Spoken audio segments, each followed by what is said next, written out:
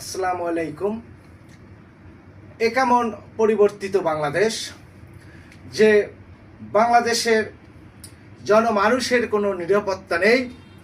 মানুষের বিবেক আজ দুমড়ে মুচড়ে যাচ্ছে।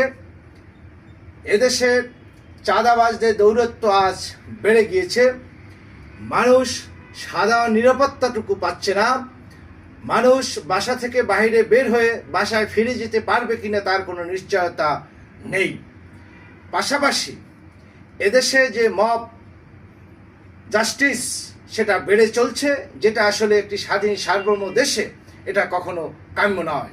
প্রশাসনিক কাঠামো আজ ভেঙে পড়েছে। মানুষ যেন অসহায় হয়ে গেছে। আজকের এই সরকার এবং প্রশাসন এর বিরুদ্ধে যথাযথ ব্যবস্থা যদি না নেয়, তাহলে অচিরেই জুলাইয়ের যে চেতনা, জুলাইয়ের যে বিপ্লব, তার সুফল তো দূরের কথা, সেটা কুফলে পরিণত হবে।